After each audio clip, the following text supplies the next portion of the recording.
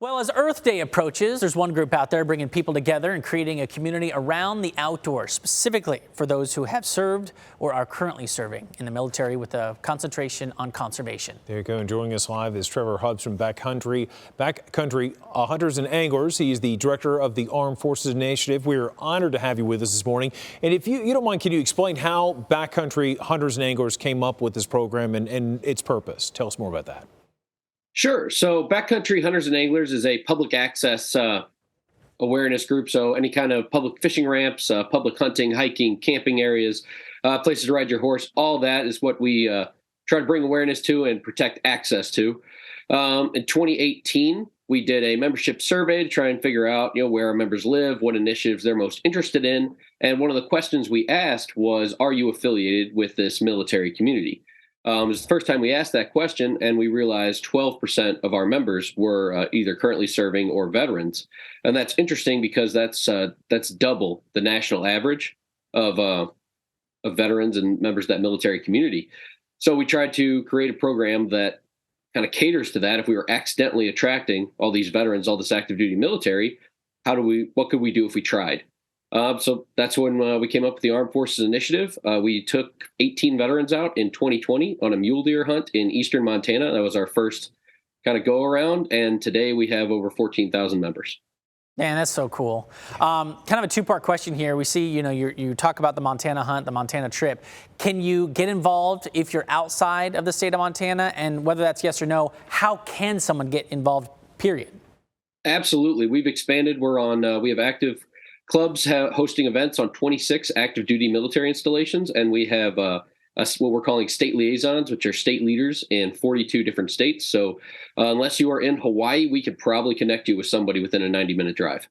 Oh, sweet. Yeah. That's great. I got to tell you, Jordan is an avid hunter. I'm an avid fly fisherman, so this is something right after our hearts. We know it makes such a difference for so many people. Tell us about what you think about how it makes a difference with this particular mission. How does it help people? Sure. I mean, it's pretty interesting. We try to do three things with every event. The first thing is we want what we call just short-term medicine.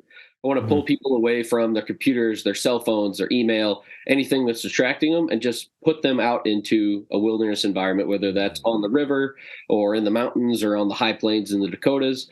The location doesn't really matter. We have such amazing landscapes in this country, but just pull them away for 3 or 4 days from all that distraction and just let them kind of feel the feelings in a safe environment with 10 or 12 other veterans that have had the same life experiences. The second thing we want to do is we want to teach them how to make use of this public land that they help to protect during their service, whether that's hunting, fishing, camping, hiking. How do you plan a route? How do you understand the biology behind smallmouth bass and how do you catch them, right? And while doing that, if we can ignite some passion there, to create a conservationist, somebody who is so excited about smallmouth bass or elk or deer or whatever that they can't help but when they go home to get their own veteran community involved in that sport or that pastime. That's the third thing, is just creating a conservationist. So that's what we tried to do. I like that. We need a lot more awareness on that. I know there's some, discussions happening in different states out west, whether it's Washington State or California, where some of that land or hunting rights are getting talked about, maybe removing those rights altogether. So I'm sure you guys have a big role into that. I want to know what's next for BHA. What's next for you guys? We only have about 45 seconds left. Yeah, I mean, in 2020, when we had the program, I wanted to do 6 events. Last year, we did 102. This year, we have 136 events planned. We fill them all. We should be at 2,300 veterans this year. Total amount of veterans we'll be taking out at the end of the year will be over 5,000.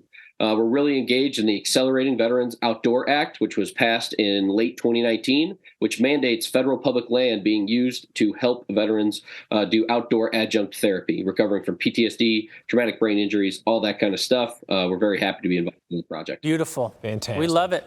Thank right. you for doing that. Trevor Hubbs, Director of the Armed Forces Initiative. That's Backcountry Hunters and Anglers. Again, very much grateful for your time.